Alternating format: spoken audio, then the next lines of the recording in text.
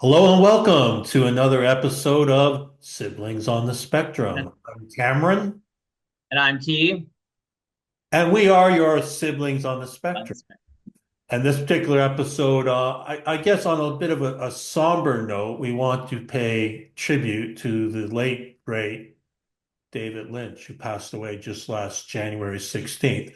And we've decided to do that by having an analysis, a deep dive into possibly his greatest film, what's considered not only his greatest film, but actually critics agree it's probably the greatest film of the 2000s, and that film is Mulholland Drive. So, Key, have you ever seen this film before? No, I didn't. I don't know how I missed it, but I guess I was busy living in Montreal and trying to get through the millennial or the passing of the millennium. Um, so I actually wanted to watch it cold. I didn't read anything about it, and I wanted to experience it firsthand. And I didn't do much research afterwards either. Yeah, so I'm excited to talk about it. I think it's something you have to watch more than once though, because there's things that I didn't get. Yeah, I've seen it. I think I've seen it six or seven times. I saw it when it debuted back in, was it 2001? It debuted? 2001, I think, Yeah. yeah. I saw it in Toronto the week of its debut, and I saw 11:30 at night a screening, which is a really good time of the day to see a David Lynch movie. So it was unforgettable. I remember just being mesmerized by it. I just thought, yeah, this is just if you're a David Lynch fan, this is the movie for you. It's got a lot of tropes and ideas he's explored, themes and motifs he's explored in other films, and we'll talk about all that. And I'm really interested in hearing your opinion of it, having seeing it for the first time with fresh eyes. Hmm. So where would you like to start? Any place you'd like to start in particular? I'm really interested in your point of view because it's your first time seeing it. Yeah, well, the first thing I noticed was just the geography, because it's Mulholland Drive, which is a very long and winding road, mountainous road, in Hollywood, and it's been featured in other films as well. So the minute I was started watching, I was immediately placed in the geography of Hollywood, but also I felt like I was deliberately placed in the geography of the Hollywood legendary movies, particularly almost immediately picking up on Rebel Without a Cause with James Dean. Even the dancing tipped me off that there was going to be something with like juvenile delinquents. And, there was that whole series of juvenile delinquent movies in the 50s because kids are going wrong and they're rumbling and romancing and all that stuff. So I was really fascinated at like when I saw the accident and the character like wandering down Hollywood Hill and coming upon the first place they came upon was Franklin Avenue, which was Franklin Avenue was the street where the beginning of Rebel Without a Cause, James Dean is lying on the ground drunk playing with a monkey, a toy monkey, and it's like symbolizing his what am I an adult, like who am I playing with toys, and like man looking at monkey, what is the difference, self-awareness, and what is my identity. So I thought that was interesting that deliberately came up. And then the next street was Sunset Boulevard, which is immediately made me think of the classic movie Sunset Boulevard, It's a with Gloria favorite of his. Swanson. It's one of his. Pardon me? It's one of his favorite films. Yeah, I did costumes for the play, the musical Sunset Boulevard. And it was really a good experience. Sorry, I was going to share something, but it's not. I have some photos that I'll share with you. Maybe you can add them in. Of so Sunset Boulevard is all about like the Hollywood movie system and how people's identities are built and torn down, and being an actor is such an ephemeral thing that it can get into your head, and you can have all sorts of mental issues and dynamics of people taking advantage of each other and being fake. And I thought it was also interesting that there was a monkey in that film too, and I was like, oh, was there going to be monkeys in this film? There wasn't, but yeah, so immediately I was immersed in this. I was ready for some old Hollywood, glamour or like references to other Hollywood movies from like the 50s, particularly late 50s. Mm. So it really caught my attention that way. And then the kids racing down the mountain, like the drags race, that was a huge staple in teenage movies. I mean, we saw it right up until Grease, but obviously Rebel Without a Cause had it. It was a major theme of going. They went over the mountain, like when they were playing chicken in their car. So it caught my attention right away. And then like you can't have a Hollywood movies like mobs. Like clearly there's um bad guys too. I just felt like, oh, there's so much potential. So it caught my interest right away and spoke to a lot of like the tropes and references that we'll all have if we love movies. Mm. Yeah, you covered quite a bit of ground there. I think I think the reason it's so watchable, like you can watch it more than once, and I think the reason why it's considered the David Lynch film is I saw it as operating on three levels. There's the dream narrative, which we'll get into, and then there's a lot of biographical detail of David Lynch, and in particular his love of old Hollywood, Mhm. film noir. And then I don't know how you feel about this, but I think it's definitely a meta film in that it's about making a David Lynch movie.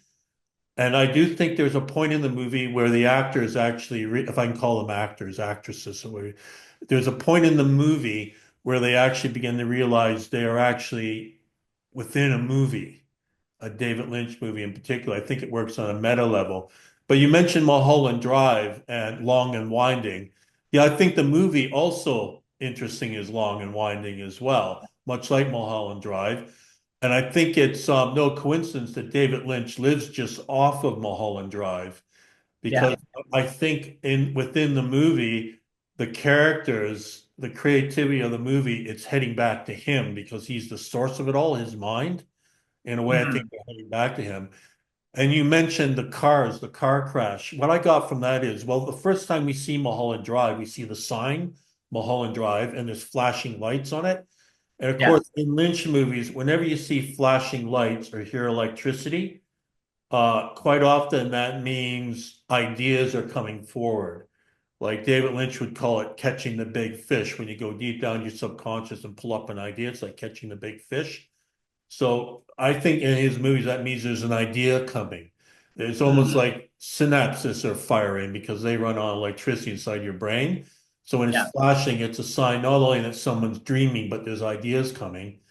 And then that scene where the two cars just before, I don't know if you noticed it when I guess her name at that point is Rita in the Yeah. film. When she pulls over the limousine, there's a bright light on her, like a spotlight that you can see through the windshield. I think lights, once again, what it means is an idea coming, something coming. And Mhm. when the cars came, I think the cars represented, to me, I thought they represented streams of consciousness, like the bright lights coming flying. And Mhm. what it meant is it could actually mean the two characters that she was going to break into, like the one car would represent Rita's journey, and the other car would represent Betty's journey. At least she calls herself Betty within the dream. Yeah. And then there was that horrible collision. But yeah, if we can talk about Sunset Boulevard, I think one key location in the film is Winky's Diner, which Mhm. how did that tell me about that scene, how that affected you? Because there was a very famous jump scare in that. I'm very Yeah. How was that scene for you in Winky's Diner on Sunset Boulevard? Um, when I first watched it, I actually went back and watched that twice. Like after I finished the movie. Because I thought it was the Grim Reaper, like that he saw. But I forget, was the character's name Dan, who the person who was having the conversation? I Yeah, wrote down, the person having the dream, it's a dream within a dream within a dream. yeah, Dan and Herb. Yeah. Yeah. Uh I went back and watched it again, first of all, because I noticed that his coffee mugs were appearing in Betty's apartment and Betty had those coffee mugs. And I Mhm. also noticed it seemed like the food disappeared. There was a whole table of food that no one was eating and it disappeared. So there was that dreamlike state. And then he had deja vu when he talked about Herb being at the cache and then he looked and there Herb was at the cache. Mhm. He said something though when he was in it. He said there's a man doing it through the wall, and or like there's someone through the wall, and I was like, oh, you mean the director? And I was like, I thought that was a Yeah. reflection of the director. And if you are in a movie and in an illusion and you see the director, you're dead, right? Because the director shouldn't show up in the movie because that means the movie illusion is broken Mhm. and your characters are gone. So I thought, is the director like God? And the minute you see God, that's the end of it.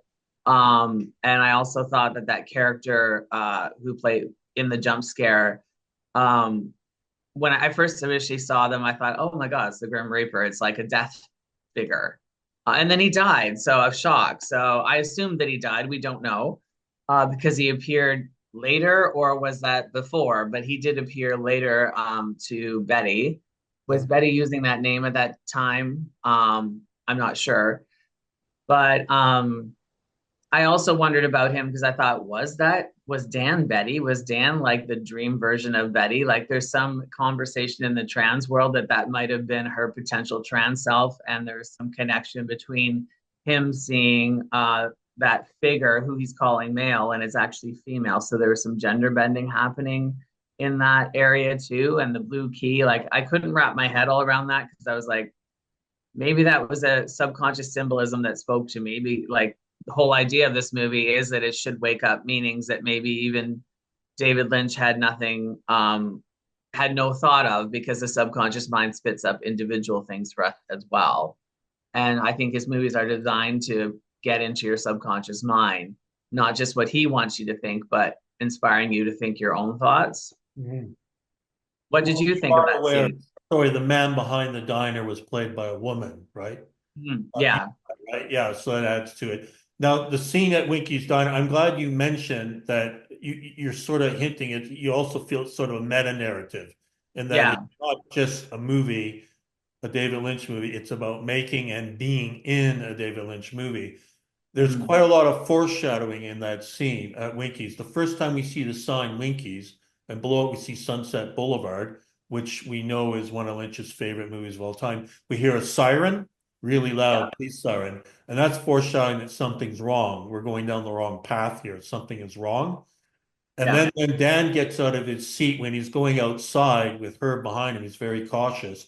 And David always used that floating steady cam to sort yeah, of impression, it's a dream whenever he's using that floating steady cam. But there's a scene where Dan looks at the entrance sign, and there's quite a few signs in this movie, entrance. And you notice the entrance sign says going this way, but he's going which way? Against it. So he's heading towards his exit. So it's a yeah, sign that he's making the wrong choice. So I think what Winky's represents is, first of all, it's an illusion of Sunset Boulevard, which is one of Lynch's favorite films. Also within Winky's, that's when they see the waitress wearing the name tag Diane. Now, yeah, I think that's a reference to Twin Peaks. I think it's part of Lynch's world. So once again, they're in a Lynch movie.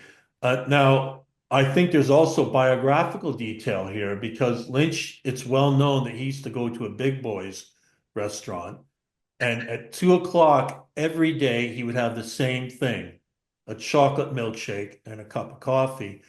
yeah, And I saw him in an interview, and he said the reason I did this is because at 2 o'clock the soft ice cream machine that made the shakes was the perfect temperature, and you could get a perfect shake. And he says in the 7 years I went there, only 3 times I got a perfect shake. But when I was watching this interview, he's talking about Big Boy. He said one day I went behind Big Boy to explore the dumpster, and I thought, oh, wait a minute, where is this going? He's behind a diner exploring a dumpster. And he said the dumpster was huge. He had to use a ladder to get into it. And what he was looking for was one of the cartons of the milkshake mix to see what it's Yeah. made. Found it, chocolate milkshake mix. And when he read the ingredients, he couldn't pronounce any of them. He was appalled. So he thought, that's it. I'm never eating at Big Boy again. And that ended 7 years of him being a regular customer at Big Boy. So I actually think the man behind the diner represents quite a few things. One might be watch out for the ingredients. There's Yeah. something wrong. There's something wrong. It's maybe that character. Lynch has a habit of making characters look covered in oil or kind of burnt. He's done that Yeah. before, Racerhead and Twin Peaks Fire Walk with Me. And that character looks sort of that way, but maybe he's covered in, or she, it's a woman playing the role. Maybe they're covered in chocolate syrup because maybe part of Lynch's biography is he created this horrible character to represent the insidious ingredients inside chocolate shake. But he's also saying to us, when you come to Hollywood, check the ingredients because the Hollywood dream isn't everything it's cracked up to be. So I think that man behind the diner, if I can call him that, I think he's called a bum on IMDb and the cast just called a bum, but I'll Yeah. call him behind the diner. I think he represents the dark side of the Hollywood dream. I think he represents that experience Lynch had going through the dumpster and finding out what the ingredients were. Yeah. I think represents a dark part of Lynch's psyche, a dark part of his psyche, but it also represents Betty. Well, I should say Diane. She's actually at the end of the movie. She's back to being Diane. It represents Diane's guilt, what she's done wrong, and what she did wrong is order the hit on Camilla because she's a jilted lover. So that's what I got out of that whole thing. I don't Huh. know how you feel about that, but. Yeah, well, I don't obviously have all that background information about David Lynch, and I'm not like crazy about him, and I don't follow directors in the same way you do. I follow actors, Yeah. which is interesting. Um, that makes sense though, and I actually think maybe even that experience is so unique. Like he he can write them into movies, and they mean something. They mean like what happened, but they're also transformed into a different part of the story too. Like I did pick up like that Dan was referring to the director Beyond the Walls, like something was going on. And I did wonder, like, is this also Diane or Betty, like in a male form? You know, this is like Mhm. some sort of conversation there. But I like your reference to Sunset Boulevard's right too, because in Sunset Boulevard, um, the figure of death is female in the movie Mulholland Drive, but in Sunset Boulevard, a really beautiful woman is declining into something very deathly who ends up killing the young man, like sucking the life out of him and killing the young man. Mhm. So yeah, I mean, I also think of Gloria Swanson because that the bum who is supposed to be a man had very bright, compelling eyes, which Gloria Swanson had, who played Norma Desmond in Sunset Boulevard.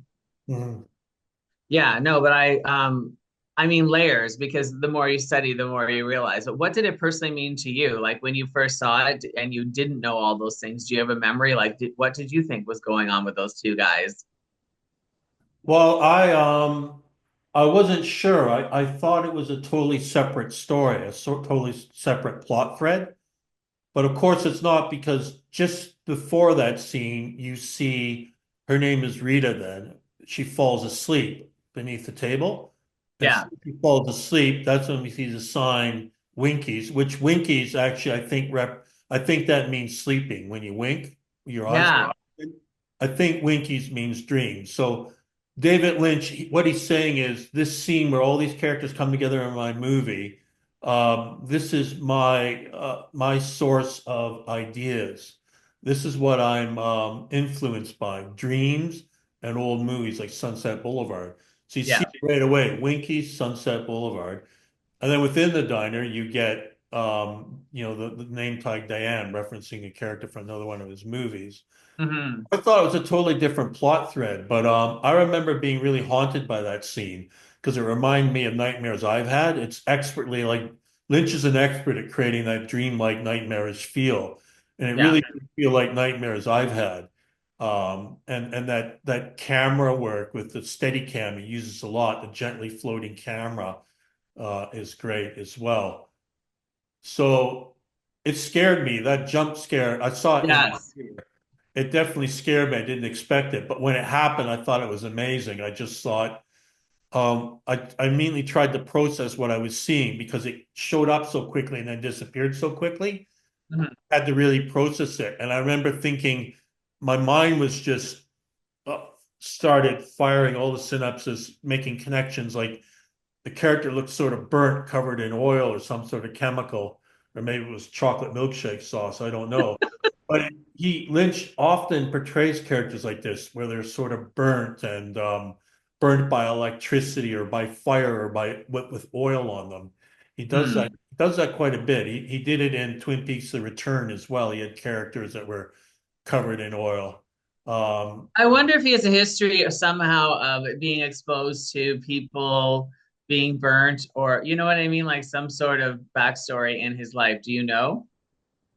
Uh, I don't think so. Not that I recall. I mean, his dad worked for the Department of Agriculture and he moved around a lot, so he did see a lot. He had some interesting experiences very early on in small town life that left an impact on him. Was he? Did he do army? Was he in the army? No, he wasn't in the No. army.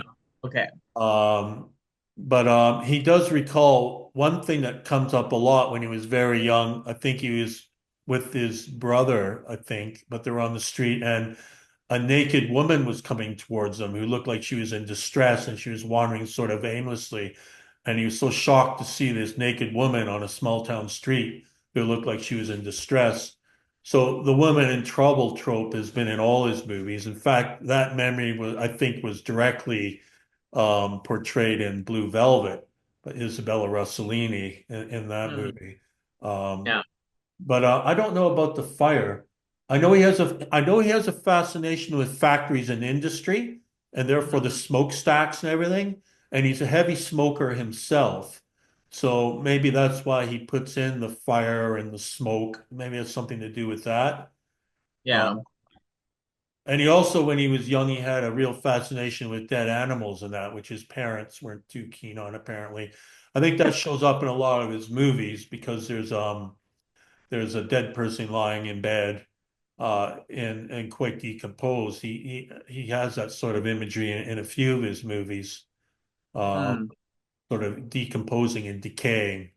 Like the Elephant Man, for example. There's characters in Eraserhead. The baby in Eraserhead looks like it was made of animal parts. So Hmm. these things do pop up. Like I said, similar familiar tropes and themes show up in Mulholland Drive that have shown up in his other movies. The next scene, like I wrote a lot about that, and then I noticed that they went to the detectives who didn't seem to be very smart, and but they mentioned they found a pearl in the back of the car, and someone's missing. And I noticed that when I guess so the character at that time was Rita, right? Rita found some shelter at that apartment complex. Kind of, and those were very typical in the 50s. Like women would stay in these sprawling contact complexes, like the Barbican and stuff. Like there was New York was the Barbican, but they would be in these as part of the star system. You would stay all like, and there'd be someone watching out, like a snoopy landlady taking care of you. Anyway, I noticed that Coco, the landlady, had a lot of pearls. Um, and I noticed that and Betty was wearing pearls a lot too, especially when she auditioned. I just noticed that the pearls went throughout the film. So I was like, which one? Wait a minute. Like, I thought Rita had the pearls, but Betty's always wearing the pearls. So that was a tip off to me that there was something more happening between these two. And maybe Betty was somehow in the car, you know? Well, I think the reason the detectives were shown as being inept, like very quiet, didn't seem to. I mean, finding a pearl in the back of a limousine isn't really a major clue, I don't think, in Hollywood, you know. But the reason they're shown as so inept is because we're watching Diane Selwyn's dream. Like Yeah. we saw at the start of the movie, we both agree it's a dream, right? Because at the start of the movie, first of all, I guess we should explain at the start of the movie, we see a bit of it's very garish, the colors. You see a bit of the jitterbug contest, which I Yeah. Diane, she's not shown dancing oddly, but She won the contest. And it's very garish, it's sort of dreamlike sequence, like images flashing before you.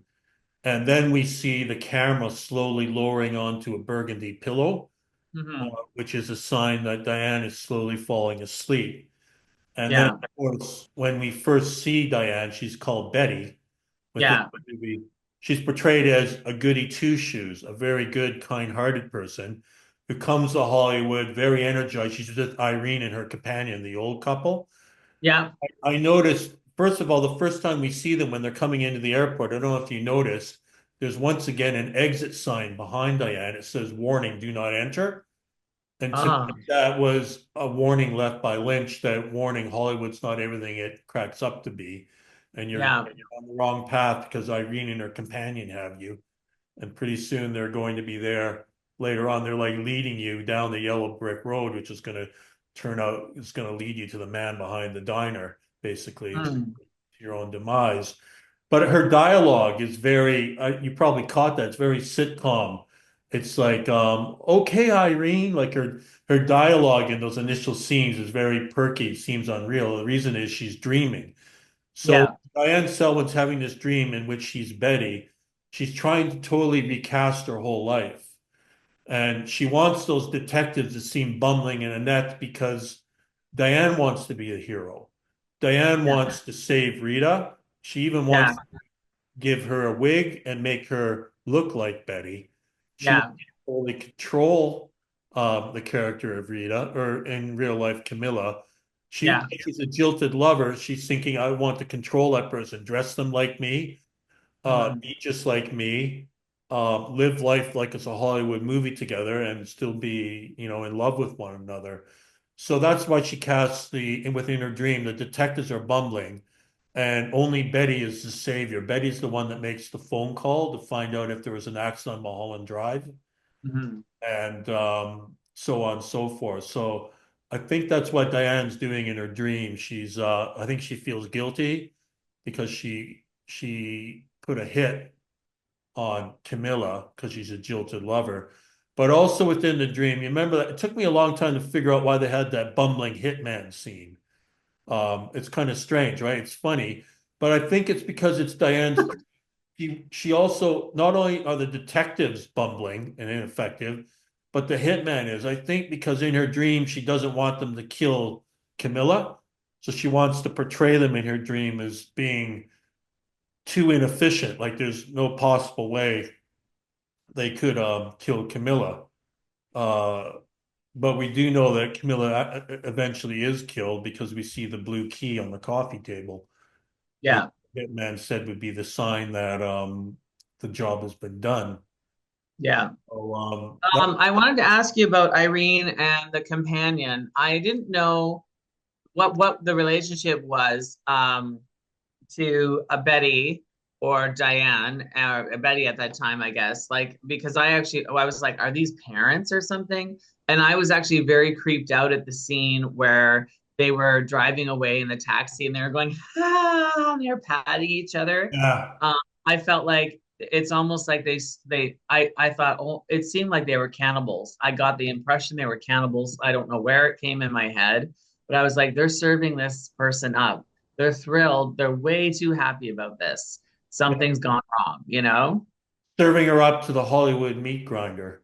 You're right. Yeah, I was so creeped out. The glee that they had, like we got away with something. It wasn't joy. Like I'm so happy that my friend's going to. It was there was something very sinister and evil about it. Like these old people eating them alive, you Mhm. know. But Well, what was the relationship? Were they relatives or just like helpers or? he met them on the flight. Oh, okay, And okay, or met them in the airport. So she's just being escorted. She became friends with them. Like the companion, he's only called the companion. There's Irene, the old woman, and the companion's the man. The man says, "Nice meeting you, Betty. Very nice." okay. So they just met her, but they are walking her through the airport. And in the background, there's that sign warning, do not enter. They're walking her into Hollywood. And she's Mhm. looking around. Betty's like, oh, this is at one point she said this is a dream. But then when we see them together alone in a limousine, the scene that creeped you out, yeah, they have an ulterior motive. There's something else going on. And I remember when I first saw that scene, I saw in front of them through the limousine windshield, there's a blue van. And I remember thinking that blue van, I have to look it up. It's the same blue van the hitman had. It's not, but the color blue does appear a lot in this movie. You probably noticed that. We'll have to talk about that because that movie, Yeah. sorry, that color is in a lot of Lynch movies. So I think it means a lot to David Lynch, and it's a theme, a motif that shows up in this movie.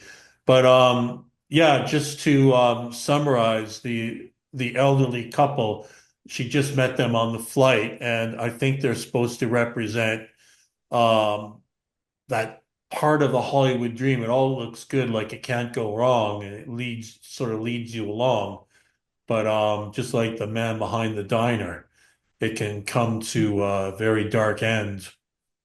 When Betty gets into the apartment and there's somebody already there in the shower and she's surprised by that. I did think a little bit about the Norman Bates scene from Bates Hotel, or like the shower scene. But just because anytime I see someone getting found in the shower, I think of that now from Hitchcock's movie. But I thought it was interesting, like when she asked, "Well, what's your name?" And that sort of stunned look, like, "What is my name?" I thought that was very well done. The acting, like I could see the confusion, the identity confusion. And then looking at a poster of the movie Gilda with Rita Hayworth, immediately I was like, "Oh my goodness!" So Rita Hayworth is a perfect example of somebody who got chewed up by the star system. She was actually very Hispanic, like she was a Latina lady, and or her at least her father was, and she had a very dark sort of Mediterranean look. That's how they described her, and they completely transformed her and redid her whole hairline and colored her hair red, and she became this white lady. They really whitewashed her, and she had a miserable career and struggled with alcoholism because of all of the identity confusion she was going through. And I thought it was really interesting that the character like took on the name Rita because of that. I was like, oh, are they going to be Gilda? But no, it was Rita, like Rita Hayworth. So, and I have my Rita Hayworth book. I'm actually a huge Rita Hayworth fan, so I'm Yeah, I noticed that. so it's so crazy that and the character of Rita actually goes on to be speak Spanish and be I don't know what her nationality is, but she's a Spanish speaking person, and that's something that Rita Hayworth was not allowed to be. I was shocked when I actually found out about Rita Hayworth because she seems, Yeah, when you look at photos of her, like she just, I mean, she's so white. Like, look at her, you I know? didn't know that. Yeah, I wasn't aware of. Yeah. Yeah, if you look online, there's quite a few before and after photos. Like they completely turned her into a different race. It's very strange. Maybe that is why Lynch Club Silencio, why they switched to Spanish. Maybe it's an allusion to that. I wasn't aware of that. I mean, I do want to talk about Club Silencio. It's a very important scene. We'll get to that. But Yeah, I didn't know that about Rita. That's really interesting. You mentioned the shower scene in Psycho. yeah, That's interesting. I never picked that out of it, but Lynch is a really big Hitchcock fan. yeah, And I think Naomi Watts looks a bit like Grace Kelly. And yeah, quite a bit. So I think that casting, it's interesting. I remember I mentioned it's kind of a meta film. One of the things is the casting. Naomi Watts has said in interviews that for decades she struggled to get roles and was really struggling until she met David Lynch, and he chose her for this role. So in a way, I think Lynch knew she was right for the role because she had struggled. She had been through the casting and everything, just like what's portrayed in the movie. So I think not only is the movie about making a David Lynch movie, but within the context of the movie, Naomi Watts' character needs to try out for movies. It's also about her process as well, in a way. So, yeah, like I said, this movie works I think it works on three levels, possibly more, but there's three that I can sort of identify and provide evidence for. yeah. Um, yeah, well, I was thrilled about, you know, the I didn't know that this Spanish was going to become a thing, and then when she started speaking Spanish, I was like, oh my God, because I thought she's Rita Hayworth, but it's reverse Rita Hayworth. She's going from, but she actually does get whitewashed in the film as well. Like she ends up wearing the blonde wig and looking blonde in the dream sequence, but in her real life, she's actually being herself and communicating in Spanish, and her future partner or husband, the director, is also able to do it. So yeah, and I wrote, oh, and also after the when she said her name is Rita, she said she has pretty red hair. And I assumed that was talking about the aunt because the aunt, when Yes. she left, she had red hair, but she didn't say who. And I was like, yeah, Rita, like, so I took that a double meaning. Like, we're talking about the aunt, but we're also talking about Rita Hayworth has pretty red hair, which is, sort of invokes like her whitewashing and how she was whitewashed and like thinking about changing your identity. It's just because I was actually thinking, wow, Rita Hayworth, such a famous for being a redhead. We have the famous blondes, and the famous redhead was Rita Hayworth. Mhm. Oh, that's Uh, interesting. I thought she was only mentioning the aunt in that scene, the aunt who owned the apartment, but that's interesting. yeah, I took it like the two because she actually didn't say the aunt. She just said she Yeah. had pretty red hair, and it could have been Rita or it could have been the aunt. Hmm. You know, I noticed a lot of organ. I just noticed there's like a lot of music with the organ playing in it. All right. And yeah, I want, especially in the scene with the pink paint, like there was sort of like and it reminded me, and so in Sunset Boulevard, there was a monkey, and then the monkey died, and the main character becomes the replacement monkey, the man, and he gets transformed as well into looking like a rich Hollywood person by Norma Desmond. And he is organ music is part of it too to show that he's become a performer. So organ music is like the performing monkey. And I Organ did notice, grinder. Yeah. yeah, the organ grinder, Mhm. yeah, and like performing. So I just wanted to point that out because I was listening to like in like some parts there's that light sort of fun um bippity boppy organ music that was really popular in Sort the of a 60s. jaunty 60s influenced jazzy. Lynch likes that sort of music. Yeah. Yeah. Um, and oh my God. So the hit scene, I was laughing so hard. I felt bad. It just got worse and worse. It was so Yeah. good.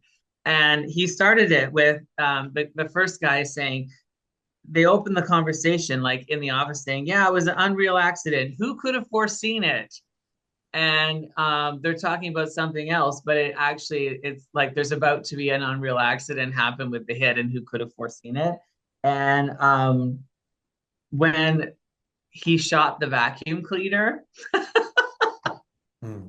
I I thought, how do you know that you're a bad cleaner? A cleaner as in like a hitman, and you have to clean up a situation is when you have to shoot the vacuum. Yeah, like this is within Diane's dream. So, like I said, she wants to pretend within her dream. She wants to portray that hitman is it's totally inept. So there's no way he would be able to kill Camilla. But Yeah. But unfortunately, he's also, yeah, and he's not able to clean it up. But he was able to, like, he killed several people in that scene. It's just so odd and bizarre. Um, yeah. And did you have any comments up until that? Because I think we're heading into like the where the director's going home, and he keeps saying, I'm going home" on the phone, and then he gets there. And I had another big shock that made me laugh out loud. More than the jump scare, I was terrified by seeing Billy Ray Cyrus in this movie. I know it's quite shocking. I couldn't believe he was in it. I First of all, know. And I was like, I actually stopped the movie and I was like, that can't be Billy Ray Cyrus, achy, breaky heart. And it was. And I was like, is David Lynch just playing with us at this point? oh, he is. He has a habit of casting people who have been forgotten about and bringing them back. He's done that time and time again. He does some interesting casting choices for sure. But let's talk about Adam for a second because I believe Adam is David Lynch. Yeah, Um, I got that Adam, too. David, two syllable names.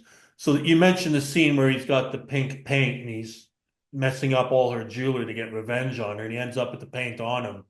He ended up looking just like David Lynch because I've seen footage of David Lynch. Since David Lynch paints very tactile paintings, he uses his hands. He moves around the paint and he gets it all over himself.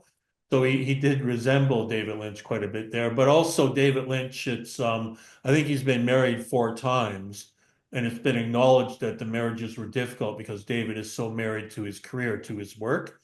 So I think Yeah. it's once again, there's that layer of biographical detail there with Adam.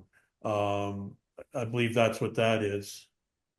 Yeah, well, I realized that Adam was David Lynch when I saw him directing and sliding into the chair and inappropriately kissing the actor, um, and um, and just his look, and I was like, there's a real like rebel without a cause, James Dean like sort of look, and I thought David Lynch kind of had that look, and I realized just by looking at them, and I was like, they have a similar sort of badass look to them. And his annoyance, like he won't, they're directing him. They want him to take this, cast this person, and he doesn't want to do it. And he's losing his shit and like breaking someone's car. And I was like, this is like a director who understands what it's like to be controlled by the studio system as well. And he's like expressing his frustration. So I did pick up that Adam was David Lynch. And I mean, I love Billy Ray's. I gotta say, Billy's line. He said, "Just forget that you ever saw it. It's better that way." I was like, "That's Billy Ray Cyrus's whole career," and I just laughed so hard.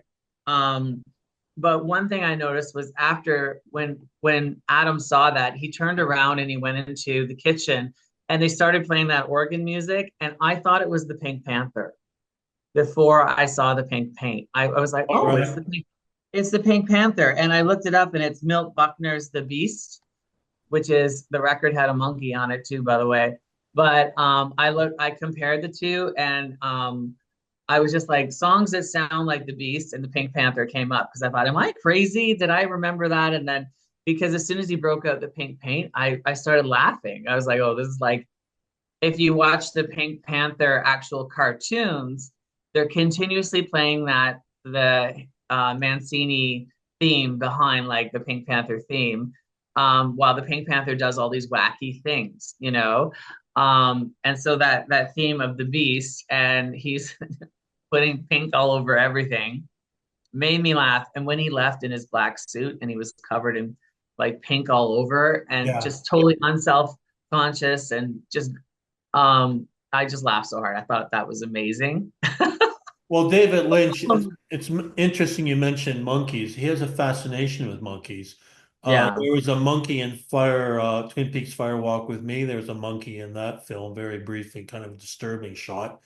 And then he went on to do a short film where he starred alongside a monkey.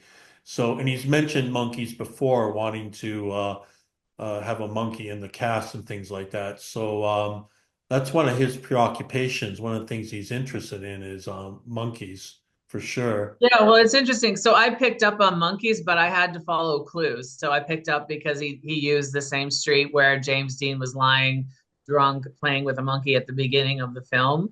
And Mhm. then there's a huge role for a monkey in Sunset Boulevard.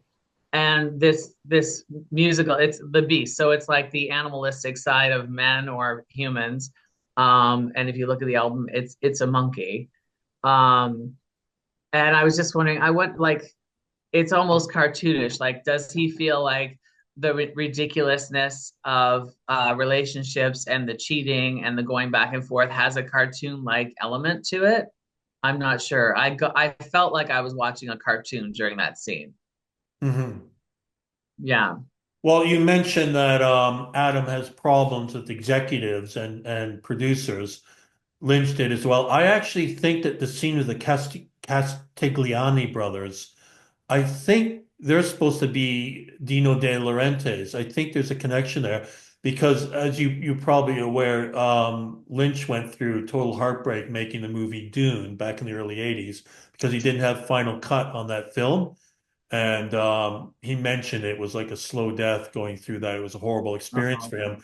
So I think in that scene where he's Adam's confronting the producers who insist this is the girl, I think that's supposed to be about Dino De Laurentiis. I have a feeling anyway. And then, of course, we have the Michael Anderson, who played the man from another place in Twin Peaks, plays Mr. Roke. And he's in the wheelchair, and they're in that curtained room.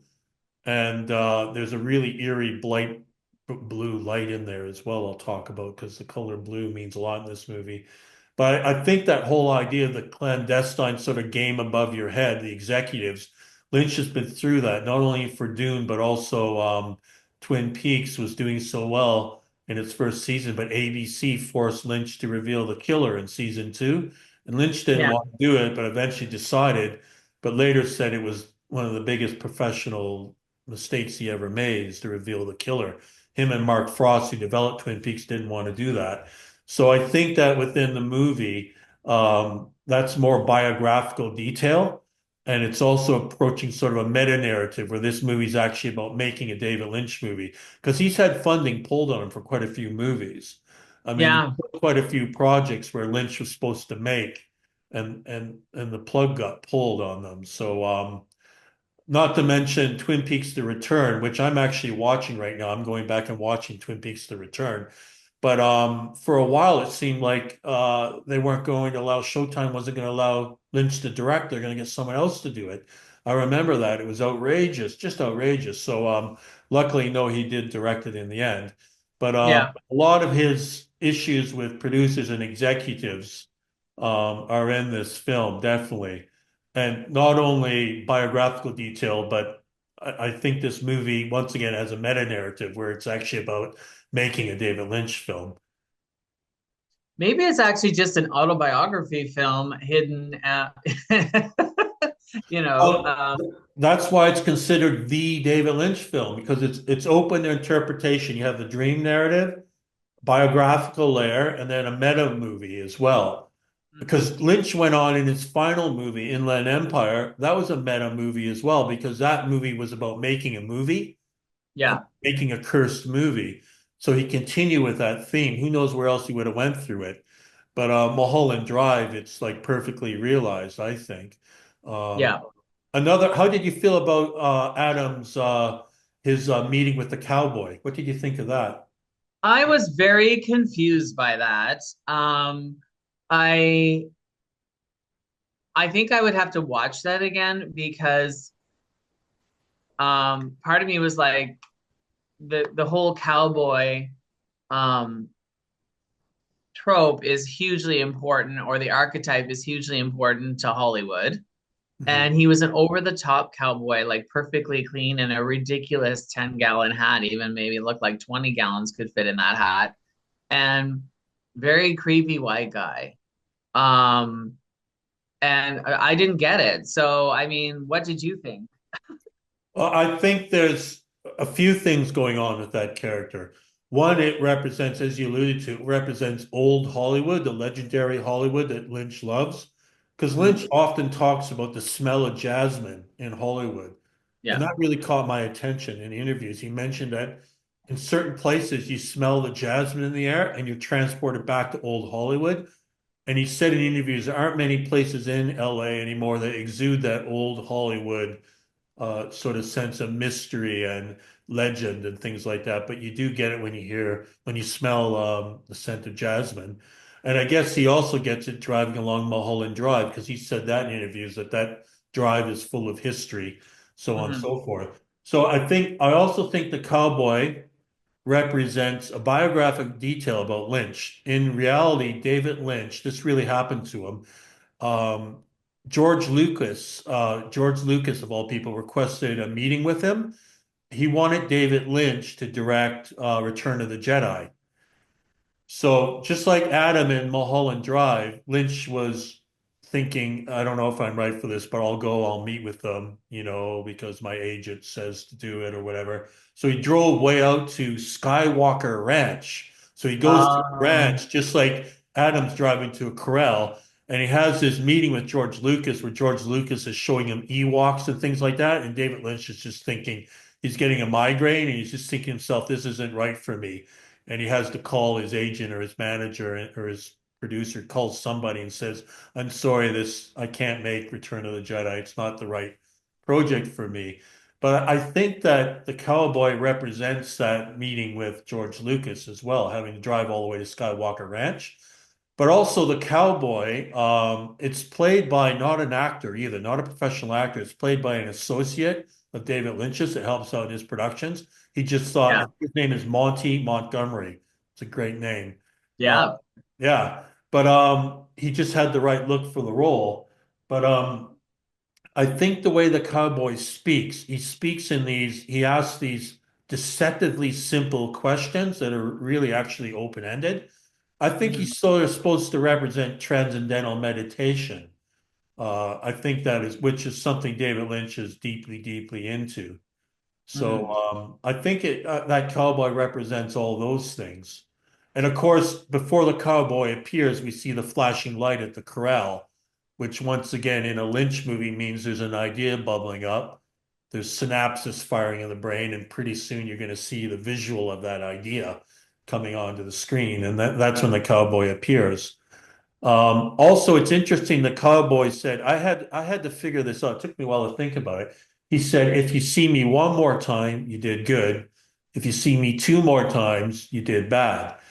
Now, he said that to Adam, but I'm wondering if he really meant Diane Selwyn because at the end of the movie, we do see the cowboy again when he opens up the door of the little cottage apartment and sees Diane sleeping there, and she dies.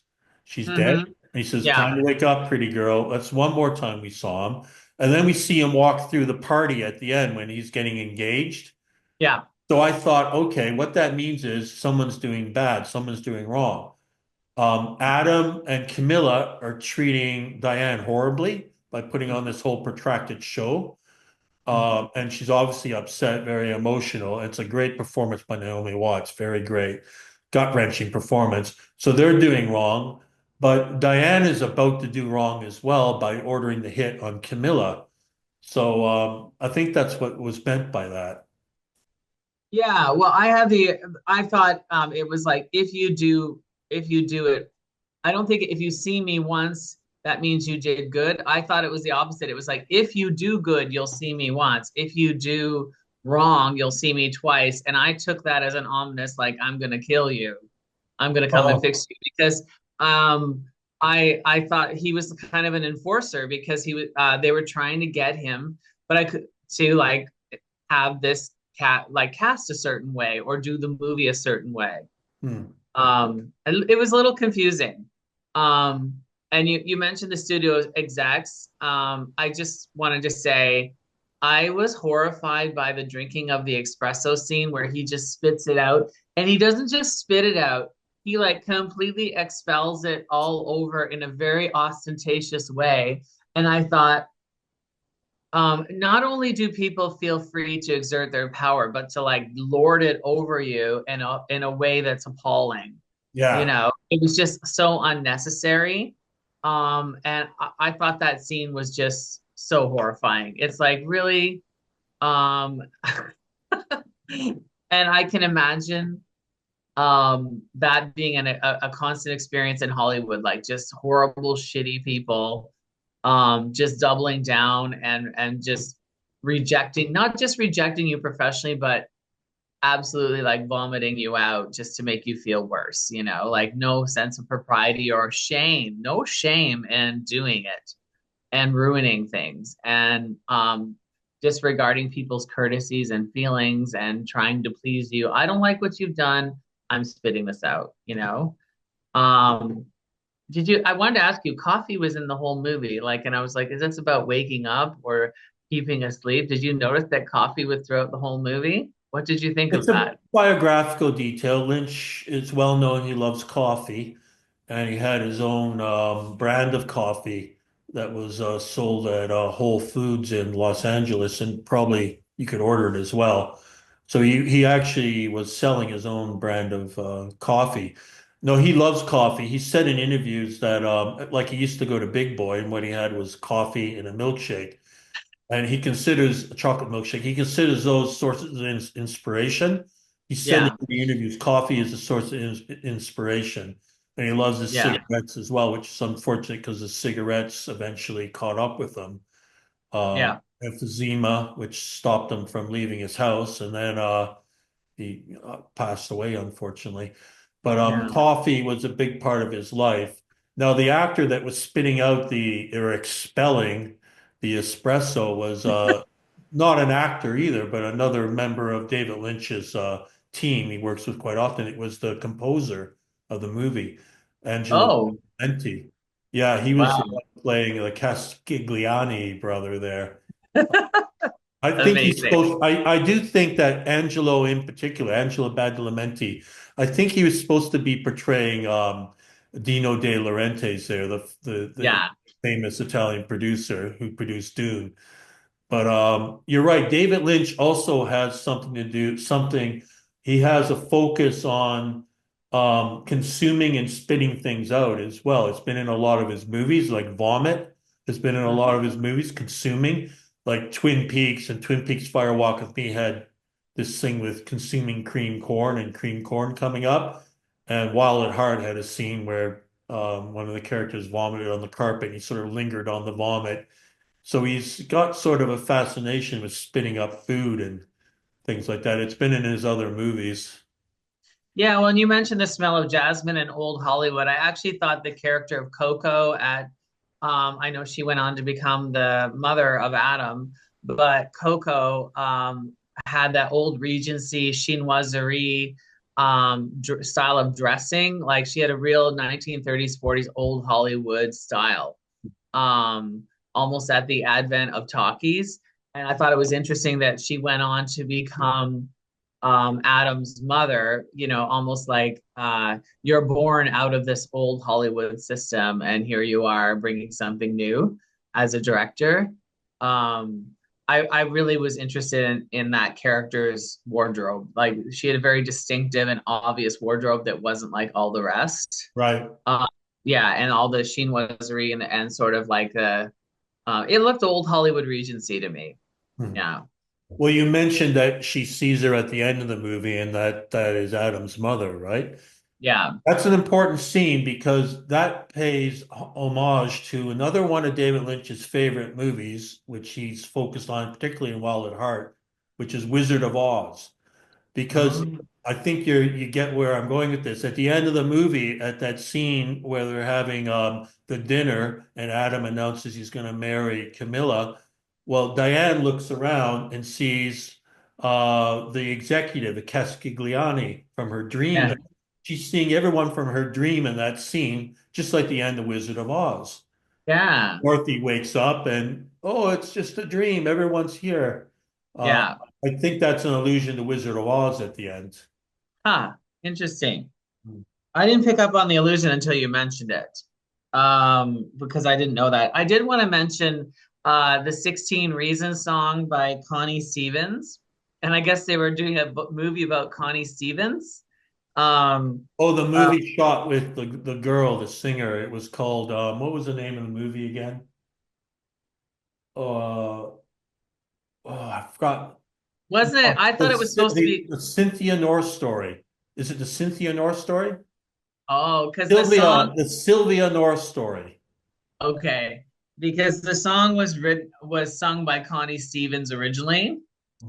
And I looked her up because I got a kick out of that because I really was going along with the sort of the um, juvenile delinquent James Dean, seeing David Lynch, as part of that or really being attracted to that. And Connie Stevens, who sang that song, was in three really cheesy juvenile delinquent movies before she made that song. So she was in Young and Dangerous in 1957 and 18 and Anxious. And then the last one and the best one probably was Drag Strip Riot.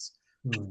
which has a really funny um clip you get like a trailer and you can watch. It's just terrible. Rumbling and romance.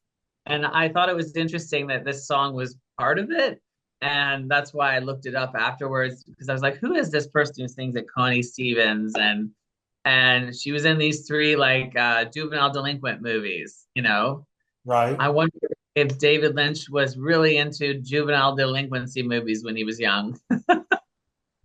The name of the movie being made within the movie is the Sylvia North movie, which is kind of Sylvia. interesting name because Diane is from the North. There was that scene where she mentioned, I'm from Deep River, Ontario. Yeah, Well, when I was watching the movie in the theater in Toronto back in 2001, when she mentioned I'm from Deep River, Ontario, that got a laugh. Everyone was like, yeah, that was funny. But I think Lynch, what he means by deep river, he means she's an idea coming deep from his subconscious. yeah, Deep River. And the Sylvia North story, there we have North. Well, she's from the North. And yeah, Sylvia, Selwyn, both start with SYL, right? yeah, And also, silviculture means trees. So yeah. there's something going on there with similarity of names. Like Lynch is always really good at choosing names for things as well. So Yeah, well, what does Sylvia mean as a name? I Um, it probably means something to do with trees. You can look it up. Do you have a moment to look it up? I can edit I this. do. I thought it had to mean with light. No, you're right. Spirit of the wood or forest. Yeah, you're right. And also, The it's Roman. interesting when I remember that scene when the hitman is calling Diane and she doesn't answer the phone, but right next to her phone there's a glowing red tree. There's a Oh, tree there. So Lynch has inserted, he has a fascination with trees. I think it's because of his father's work when he used to work for the agriculture department. And Lynch yeah. played a lot of forests apparently. And of course, trees are huge in Twin Peaks, of course. They're all through that movie. So Well, yeah, and at the beginning, there's a really great shot where you see, I guess, I don't know what her name would have been. She hadn't given herself a name, but Rita, running down the street, and there's all the palms kind of lined up. Mhm. And she's running. The idea that there's this wild forest you run through down a hill in Hollywood, like in this, you see like the city, but there's this wild part of the city too, which is along Mulholland Drive. Yeah. Also, a police cruiser goes by. And in the Lynch movie, there's got to be a reason for everything. It goes by with its lights flashing, and she wants to stay away from it. It's almost as if that's another idea coming along that she needs to avoid. Like all through this movie, I sort of thought that there's a lot of streams of consciousness moving throughout this movie, and sometimes they collide, like literally in that car accident, and Yeah. sometimes they coexist in the same place, like Winky's Diner or Club Silencio, which you still need to talk about Club Silencio. But I know that Lynch is familiar with the idea of collective consciousness, and of course he's really into meditation. So I think there's some places within the movie Mulholland Drive where we have collective different consciousness come together. Like I said, the three levels. We've got the dream level, and of course at Winky's, the first time we were at Winky's, it's a dream within a dream within a dream. So it's quite confusing. But then you have the biographical detail, and then you have the meta movie. There's a lot going on there. There's Yeah, what that's what keeps people one thing watching. that occurred to me was I was aware that we assume that the really good positive things that are happening in the movie, like um where things are going well for Betty, has to be a dream. And then the negative parts is her life. And I was just wondering, is that we have a negativity bias? Is there any possibility that the positive part is her real life and she's having some sort of negative fugue state dream that she needs to escape out of? Well, Lynch is interested in psychological foods. Am I pronouncing that right? Foods? Fugues, yeah. Yes. That's what Fugazi. I don't know if you've seen Lost Highway. That's what that movie is about. It's about a person that that commits a crime that's so incredibly heinous that he goes through a fugue state and becomes someone else. and that way tries to explain away to himself, tries to hide away somewhere in the recess of his mind the horrible things he's done. Now, there Yeah. is a bit of that. I wrote about that a little bit. There is a bit of that, but the fugue state could be within the dream. And Yeah. it's kind of interesting because I think Diane is so struck by her guilt in ordering the hit on Camilla, that it causes that to happen within the dream. Definitely. So, Well, see, I'm wondering, I'm wondering, I did have this other thought, like, could the positive, happy story actually be the story? And she imagines all this negative stuff. Like, some people get suicidal ideation and they think negative things, but their life is actually going quite well. And I was just wondering, is there a way that this could be completely reversed, where things are going well for her? She's actually a successful actor. She's in this great relationship with this other actor who she likes, but she's imagining all this drama because she has some sort of anxiety disorder. well, that's interesting. I don't think so personally because I'm of the opinion, and not everyone agrees with me, that the movie is Diane Selwyn's dream, the first three Yeah, quarters of it. It's her dream. And because she's dreaming, like I said at the beginning, all the signs are it's a dream. The floating camera work, winkies, hints it's a dream, winking as you go to sleep. And also, she comes out and says, "This place is a dream. I can't believe I'm here." yeah, It'll be just like we're in a movie when she says, "Let's call and get some yeah, information." It's yeah, all her dreaming, but not everyone agrees with me. Some people think it's actually Camilla Rhodes' dream that's happening, and what you're saying is something different altogether. But I think, no, I think she's dreaming, and I think yeah, at the end we finally see her at the tail end of her career because it probably started off well. I yeah. imagine it started off pretty positive, but towards the tail end, it just went man behind the diner. Mhm. Yeah, it was just something I was wondering about because it is humans have a negativity bias. Mhm. So we assume that the negative stuff must be the truth and the dream must be it must be the good parts or the really positive things. And I thought I would like to watch it again and just as an experiment think, no, the good stuff is true and all of this negative stuff is just her fears and negativity bias coming in and how she's dealing with that. I don't know if it would work, but it occurred to me later because I'm like that would even be more unpredictable that actually the dream was real, like the positive thing and the old Hollywood thing where she looks like Marilyn. She does look a bit like Marilyn Monroe as well. She becomes this famous actress and she's in this great relationship and she's just like paranoid and dreaming that her girlfriend's dating other people and stuff, but Well, Lynch would love you to do that. That's what his movies are sure. about, interpreting. Yeah. You Yeah. And won't I thought watch it again. I just wanted to comment on the actual queer relationship that the two characters had.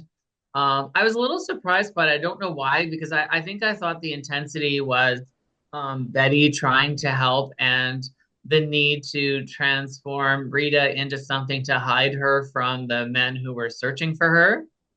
Um, and so, but then when it happened, I was like, oh, okay, this is pretty progressive for the turn of, the millennium, like 2001.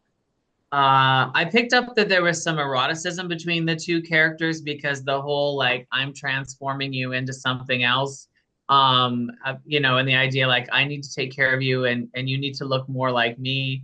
There is sort of like I love me, like a same-sex thing happening there, like almost a fascination in changing and your appearance. Um, but I felt a little sad too that Rita, the character Rita, like eventually ended up with Adam. So heterosexuality was reinforced. And then there's the whole tragic lesbian story. Usually when there's a lesbian romance, the lesbian must die. It's a sort of a trope, and also the killer lesbian. But it's part of me was like, well, it's good that she did something, but And then I was like, but then she had to kill herself. She couldn't live with herself. And then I even questioned, did she even kill her lover or did she just kill herself? I wasn't even sure if, like, do you think that Rita died? Do you think that was the significance of the blue key? Yeah, the hitman, well, if he's worth his salt, if he's honest, that's interesting. You know, he said he would leave the blue key somewhere for her, and he left it on the coffee table. Yeah, Very clear, so indicating. So was she really killed or not? That's interesting because Diane wouldn't know, would she? She just sort of automatically assumed she was dead, and all of a sudden was overwhelmed with guilt. And then, yeah. that's when Irene and her companion were no longer guiding her into sunny Hollywood. They were attacking her and forcing her to kill herself. So, yeah, but we don't know for sure if Camilla was killed, do we? We just, Yeah, no. do you And trust if that she's hitman? feeling, pardon me? You trust that hitman? He didn't seem very trustworthy. Or Well, he for every one person he kills on purpose, it seems like he kills about three or four by accident. Yeah, he kind of he's not a precision act yeah, cleaner. He's that was within a dream, of course. But in real life, yes, he's meeting in a diner very openly. And although he says, "Don't show me that in here," like she gives him a a photo. headshot. Yeah, And she goes, "Well, everyone has these. This is Hollywood." It didn't seem very professional, did it? So, no. And where did she get the money from? I was wondering about that. But I do want to point out that for Betty, or I don't know what name we're calling her at this point, but when this happens, but she's transformed Rita into looking like her. So Betty, actually that's Betty. killing, Yeah, within the dream. yeah. Yeah. So Betty killing Rita is actually killing herself. So in the end, if she does kill herself, she's also killing that version of her lover because it's something she created and she fell in love with that person because they were alike. And it seems like in the reality they might not have been so alike. She whitewashed this person. She completely whitewashed Rita into a white woman. She looks like a white woman, kind of like the Rita Hayworth effect, but not with red hair. And in the end, you see them like hovering over Hollywood. They're completely whitewashed. It's this completely like whited out image of them. It starts in the beginning with her dreaming and looking on the jitterbug, and she's all whitewashed. And in the end, she's completely whitewashed as well. Um, and I also thought that cowboy figure, that was a really white guy. I was like, wow, he is so white when he appeared on. So I thought that was also a theme, like white culture and what happens and when you try to meet its demands, but you also can't be queer at the same time. Well, you mentioned, I just remembered something. At the end of the movie, they appear whited out.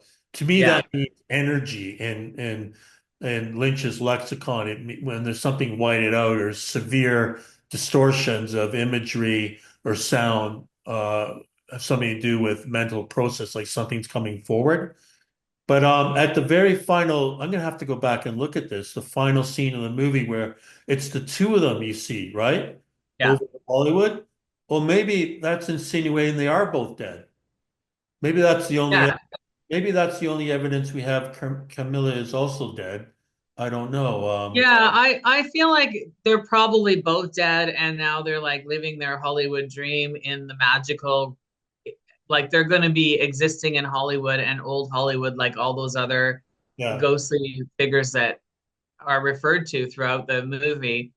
And I do think it's possible that there is a symbolic effect for whiting people out, but I actually do think the character of Rita was intentionally whited out, just like Rita Hayworth, and I think that was an intentional. I don't know much about David Lynch, but it she went from she seemed very she was dark and Hispanic looking, and she gets transformed into a blonde woman. And I think in the end scene, she is a blonde woman as well, and they're like twins.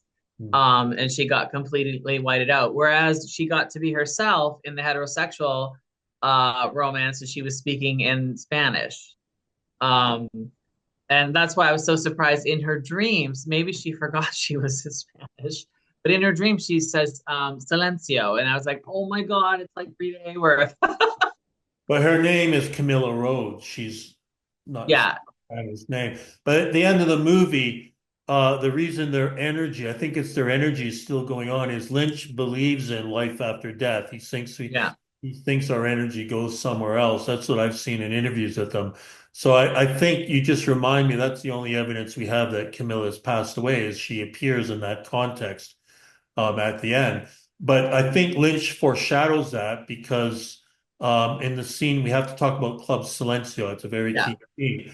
But the Spanish singer, when she's singing her Spanish version of "Crying," and she suddenly collapses, but the song goes on. I yeah. think that's Lynch saying that these characters are going to go on after their death, and that life Yeah. goes on after your death. Should we? I got that. I got that too. Yeah. Yeah. Should we talk about Yeah. Club Silencio? Yeah, we should I immediately when they said no, what was it? No high banda. As soon as I heard that, I immediately thought of This Is Not a Pipe, which the surrealist Mike Reeves. Yeah, Renee. treachery of images. Like if Yeah. you're stating one thing that isn't true, it took me right there. And I did research that, and a lot of people immediately got that. It's even in Wikipedia. But I immediately I saw the pipe when he said that, which was weird. Just that artwork came right to my head. Um, yeah, and what did you think of that scene? I mean, Well, they made love, and then all of a sudden they're going to this. It must be something about their relationship, right? Because they're all of a sudden going in the middle of the night to this theater. I think not only is it getting towards the end of a dream, like all dreams come to an end, and a Hollywood dream can come to an end and become quite sinister, as this movie insinuates. But I think they're coming to the end as actors within a David Lynch movie. So I think Club Silencio, when you're first, there's a camera moving towards the doors and it's that neon blue. The color blue for Lynch is, he's explored that before in Blue Velvet. And it seems Mhm. like the blue curtain slowly undulating. It's sort of like an ocean. It's like the subconscious is like an ocean undulating. And there's a lot of Yeah, mystery behind it. And then in Twin Peaks, Blue Rose comes up, which is a name for a secret government organization that deals with very bizarre sort of occurrences. So something's called a blue rose if it's beyond the norm. It's something really mysterious. So the yeah. color blue is something mysterious. So the blue box and the key to the box, I think the blue box represents David Lynch's mind. I think that's what it means. It's his mind operating within this movie. And I think Club Silencio, it's blue as you go into it. There's a neon blue. So you're going into his mind. And then Club Silencio, the whole setup is classic David Lynch. The retro Mhm. microphone, the curtains, the incorporating Roy Orbison once again, even though it's sung in Spanish, because he did that in Blue Velvet. And there's even a woman up in the balcony with bright blue hair. And it's sort of the same color blue as the box. So it's all interconnected. But I think it was the second or third time I watched Mulholland Drive, I realized that as Betty and Rita walk into Club Silencio through the crowd, I thought, is that Laura Palmer? And it is actually online. There's a lot of buzz about it. Laura Palmer is sitting in the audience, and so is Ronette Pulowski from characters from Twin Peaks. Oh wow. Yeah, they're sitting in that audience and they're not in the credits. I looked at the credits and there's no credit given to those actresses. Mhm. But they're in there. To me, it means you're inside David Lynch's mind. And what David Lynch, everything you hear and see in that scene has to do with how he makes films. He wants you to interpret them. He likes abstractions and the music, everything, it's very Lynch. And I think when Betty starts to tremble, remember she starts having a tremble when the light starts blue, really flashing. I think she's not only realizing she's at the end of a dream, but she's coming to the end of a David Lynch movie, that she's not a real character. She's Yeah, not a real character at yeah. all. Like the death shudders. I Yeah, got that those were Death Shutters. Yeah. yeah. So not only is the dream coming to an end, but her character's coming to an end within the David Lynch movie. But to me, Club Silencio, I just thought I was inside David's mind. It all came to that point. That's what I got out of it. Um, I got weirdly this last week I've been listening to Crying by Roy Orbison and Katie Lang. Yeah, They did that before this movie for another movie which was not very successful. I forget the name of it, but it was roller skating was involved. I remember that. It was like a teenage movie. yeah. It was a guy from Pretty in Pink, Ducky, that actor went on to do another, but John anyway, it doesn't Cryer? matter. What's John that? Cryer. John Cryer. John Cryer was in this Oh, movie, teenage movie, and that song was a really big hit. And I thought, oh, that's interesting that he has a woman singing it, and it reminded me of Katie Lang. So I thought, a really famous queer singer was referred to there possibly. But when I was watching it, I thought this is like watching a movie of this movie, which is they're basically letting this is a summation of this whole movie, which is mhm. um, you know, I'm crying, I can't get what I want, and I'm heartbroken, You're actually you're seeing the man behind the wall. Yeah, Seeing yeah, him. You're there in the theater. That theater is David Lynch's mind. And it's interesting because some people come out, play an instrument, let their hands off, it's still playing. It's the magic of cinema. That's what yeah, he's saying. That's what that announcer's saying. He mentions that. He says it's all a recording. So David Lynch is letting you behind the curtain. It's almost like the Wizard of Oz. You're getting to go behind the curtain. yeah, That you're in a David Lynch movie. And it's interesting because those two characters are coinciding with two characters from another David Lynch project. And that's why I thought this movie is very meta. It's not yeah, just a dream sequence, it's not just biographical details, but it's about not only making a David Lynch movie, but actually being in a David Lynch movie, like in his head at yeah, the time. Uh, yeah, that's what I got from that. yeah. Well, and I thought I really liked that it was in Spanish too, because that was the reality of that wasn't the illusion that the character Betty was trying to make with Rita, but that the actual character who she was a woman who was Spanish, right? I don't know what her nationality was, but um, The singer, yeah, and the yeah, the singer, singer, but uh, no, but the actress who played I get their names mixed up. So Betty's lover, which what was Rita. going by Rita, but then what was her name when she was with the was it Camilla?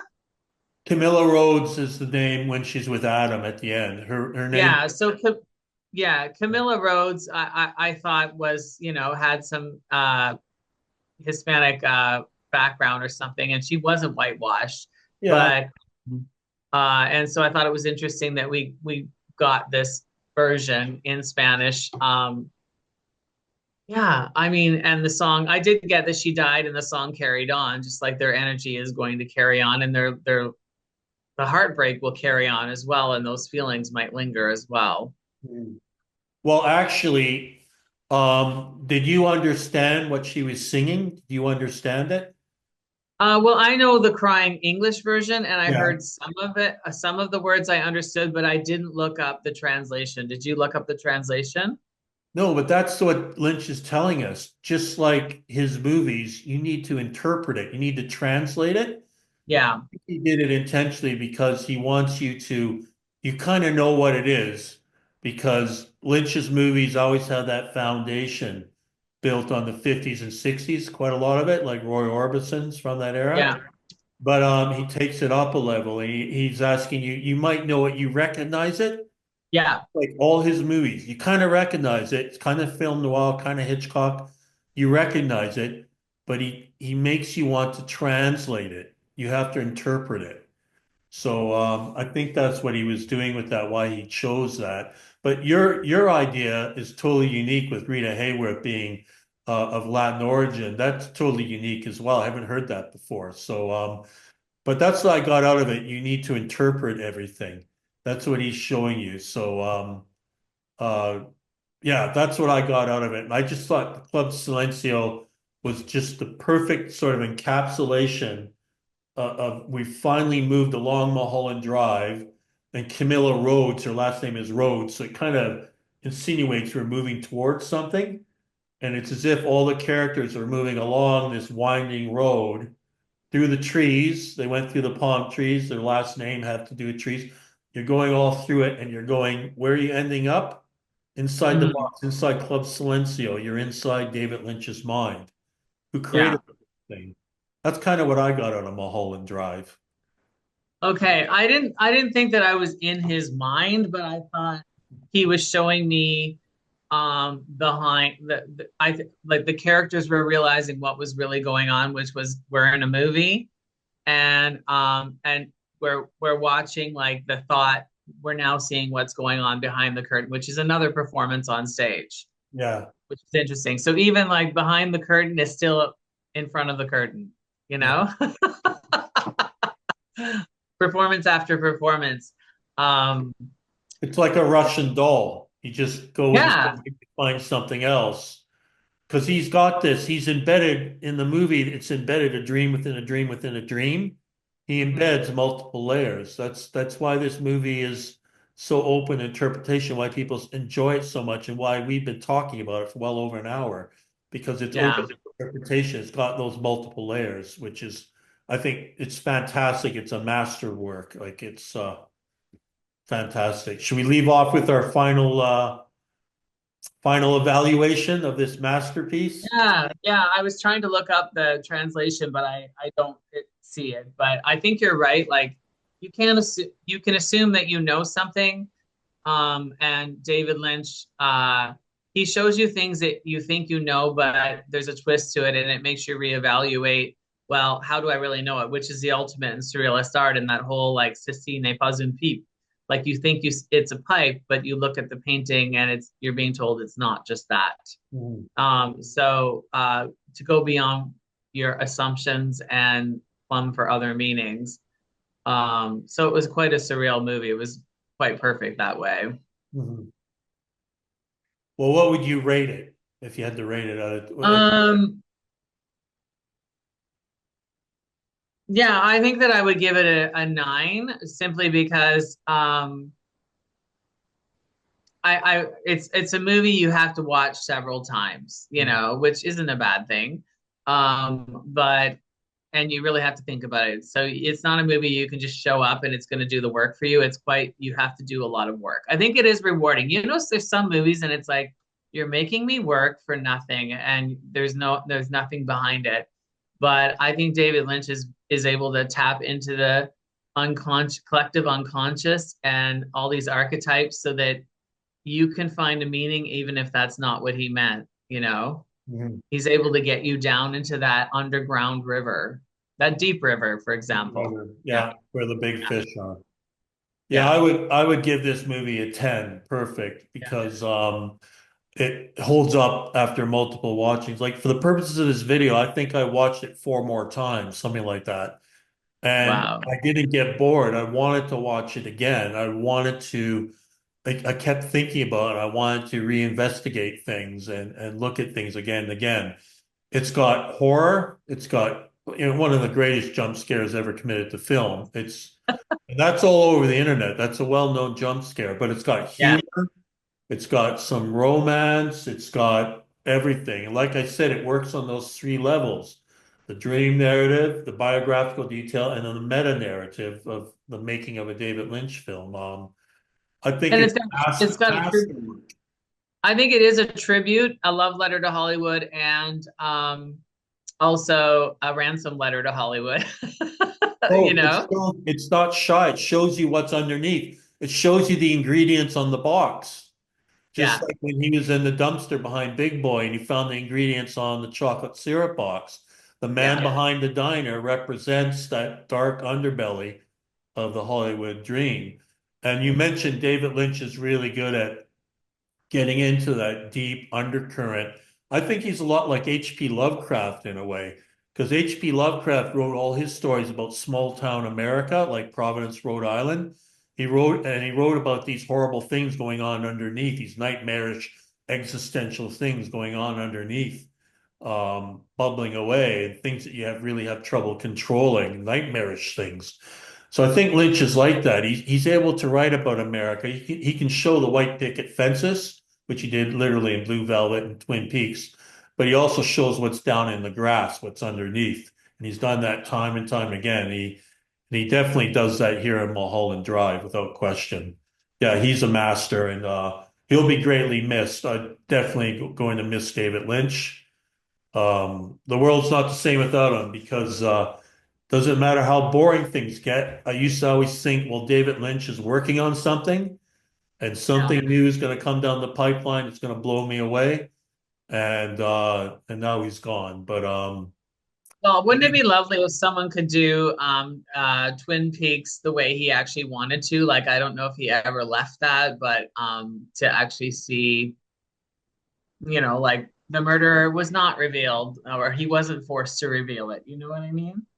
well, my understanding is they wrote the scripts very quickly once it got accepted as a series. They didn't quite know where they were going with it, which I think added to the stream of consciousness feel to it. So it was a strength. It was really unique television. But no, that would be interesting. I don't know. He also has quite a few scripts out there uh, Yeah. available online, like Ronnie Rocket, One Saliva Bubble, other scripts I've read about, which sound amazing. But I don't know how I would feel if someone else was to pick it up and try to direct it because I think he's irreplaceable. I Yeah, well, I mean, I think that though it could be like just like when we see in art, like people who are inspired by his work and carried on it, like it's not to say this is it, but more people along in that vein, at least so that we can keep his legacy going. yeah, But we have to wrap it up. So it's yeah. I get to choose. I was actually going to choose Desperately Seeking Susan because it's also an amnesia film, and shows the zeitgeist of a very special time where New York was like the style center of the world in the 80s. But unfortunately, I like recently while we were working on this, Gene Hackman was found passed away, and also his partner Betsy Arakawa. And so I wanted to actually pick one of his movies. I was thinking of The Conversationalist to kind of pay tribute because I really loved him as an actor. I really loved him in The Firm. That was when I first really noticed him because it was my age time. And the sensitivity he played, even around being nasty men, like you could see the emotions and the brokenness inside him. And I found him to be a very attractive and compelling actor. So I'd like to do one of his movies, possibly The Conversationalist, if like that's okay. Conversation. Yeah. Yeah, The Conversation. Sorry, not The Yeah. Conversationalist. Well, Jason. that's a good choice because I don't know how I ended up watching it. I was very young and I ended up watching the conversation on TV one night, and there was a scene in that movie that shocked me so badly. I think I had to turn off the TV and it haunted me for years. In fact, I kept Oh, thinking about it. We'll talk about that until I watched the movie again. I watched it back I think the last time I saw it was 2004, so it's going to be worthwhile for me to revisit it. okay. Definitely. I mean, I became aware of him because of Poseidon Adventure, which is a really big movie in the 70s, which I saw on TV when I was a kid. And then, of course, we went to the cinema to see Superman. So Oh we yeah. Lex Luthor. So I Oh, knew he saved Superman. Like the him. sequels, he was the only saving grace in there. Yeah. So definitely looking forward to that. Yeah, well, and I hope we find out what happened to him. That's quite tragic. I know that he lived a long life, but what a way to go, and his partner and dog as well. Like I really hope that it was just an accident or something and not foul play. But anyway, we can pay tribute to his body of work. And I just want to say, I think today is the Academy Awards, is it not? I think so. Yeah, and we called Demi Moore getting a member, and Yeah. this was early days when we reviewed The Substance. So I'm excited. I hope she gets it. Um, Yeah, I mean that's the only person I'm really rooting for. I don't know. I haven't seen the other films, but the yeah, substance I'm really rooting for. Uh yeah. And who would if you had a said in the '80s like we're rooting for Demi Moore. It would have been like, oh, that cheesy person, like it's really she's really developed as an actor. Like I hope there's much more work that we see coming from her because Yeah. stupendous. Yeah, she's come into her own. She probably always was that way. She just wasn't given the opportunity. But also age and experience and learning how to be a good actor, I'm sure. She spoke about her learning in the when she won the SAG award. So Hmm. anyway, okay, well we'll keep an eye on that too. So our next one will be the conversation to honor Gene Hackman. Yes. Uh, yeah. Okay. Well, thank you, Oh, thank you. and we'll talk soon. Okay, yeah, definitely. Okay, bye for now. Bye.